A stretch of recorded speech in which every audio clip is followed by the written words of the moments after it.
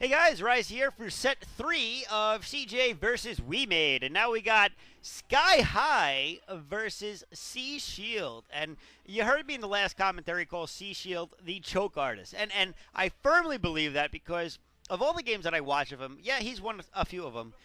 He always chokes, in like the most important of circumstances. So that aside, let's look at this match because Sweaty Hands see himself right there, shaking him out already. You can see the droplets flying off them in all directions, splattering the windows of his booth, and stinking it up of the smell of sea salt. Oh, sea salt, get it? Sweat salt. Ah, I love it. Great pun.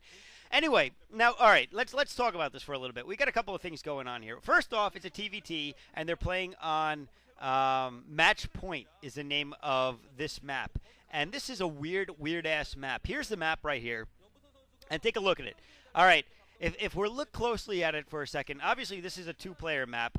Or maybe it's not obvious, but it's a two-player map. And it's very odd. Look at the bottom left and the top right of the starting locations, as you can see in the game as well. And there's a couple of odd things about it. Look at the natural expansion, okay? The natural is open in a couple of ways, and so is the secondary. Now, the natural, I would argue, is the one right above.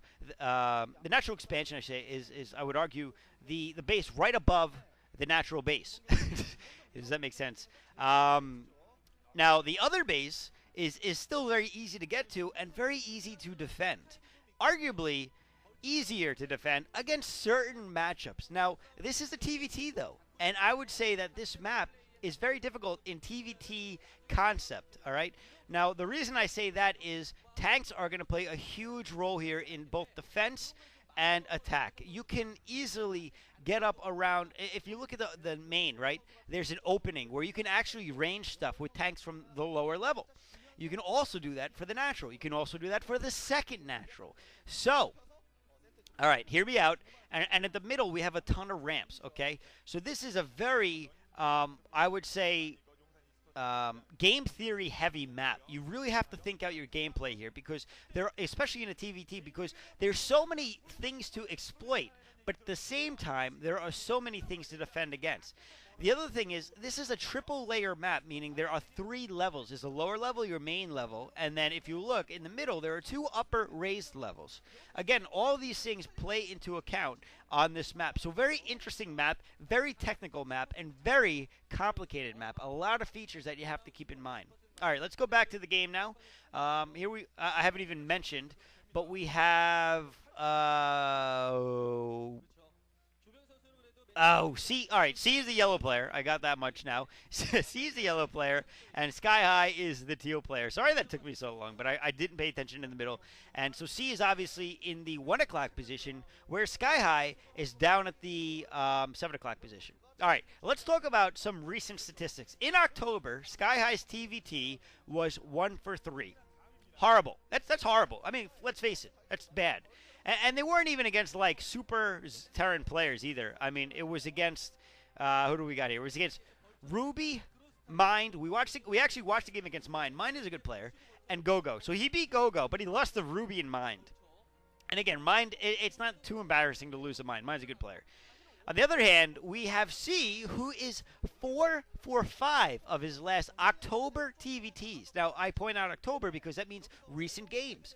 And so I would say that C is not right now being a choke artist. One, because we're in the middle of the Pro League season. So really, he's not in a position where he's going to choke and it's going to ruin his team's, chances. And not only that, but his team is down 2-0. So while the pressure's on to get back in the game, I would say there's less pressure than usual for him because it's like, well, we're losing anyway. So while I want to win, my team hasn't done much to inspire me, type of deal. Anyway, Skyhigh has opted to get an early Vulture. And a lot of times you will see Vulture play in 1-versus-1 maps or two-person maps because you know where the other player is, so you can basically rush in with Vultures. Now, I like what C is doing already. He is taking out those Marines, and now he's going to see exactly what's going on, and that Skyhigh is going for a fast expansion. Now, C's okay because he's doing the same thing. And I like the fact that, and he's actually ahead. I like the fact that he went to do that and take out those Marines early on. Believe it or not, those Marines can be a pain later on in the game. Little things, whether it's scouting or absorbing hits from tanks or vultures or whatever. But in the meantime, we're also seeing C get up his dropship. It's not true. He's getting up. He's not getting a dropship. He's getting cloak. He's going for cloaked wraith. He was getting the control tower attachment for the starport, rather than getting a second and third factory that we're seeing from Skyhigh.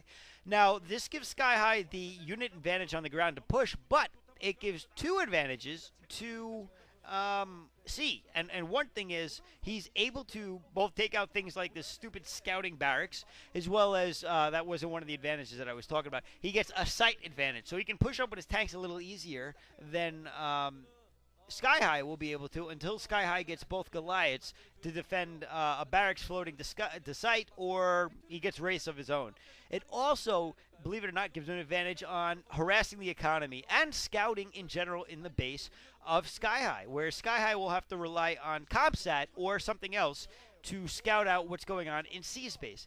Now, you can see that Wraith is getting a whole lot of information that Skyhigh does not have about C.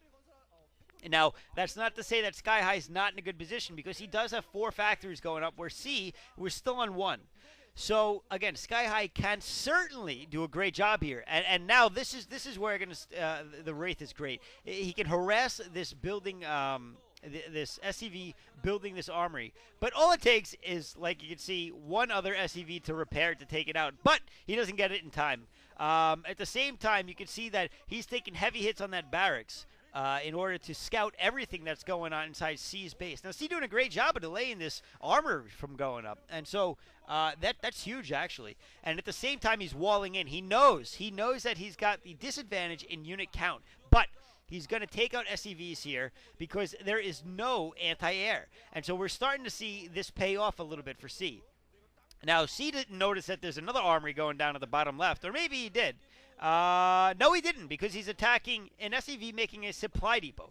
So very clever by Skyhigh. Sorry, I don't know why I'm messing up these guys' names to do that. But C should see what's going on at this point. But don't forget, he's got Cloak, and there is no academy that has gone down at this point. And he, not only that, but C has been saving up his cloak, and now he's on 4 factories himself.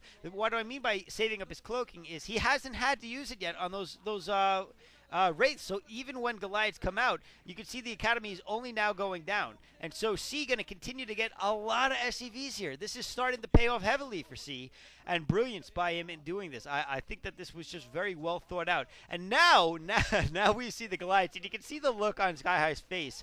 He goes, he knows. You can see that look of disgust. He's losing way too many SCVs here as he waits for that academy to build up slowly. And he knows that those wraiths have been in his base for a while, so they're going to have a lot of energy to dedicate to Cloak.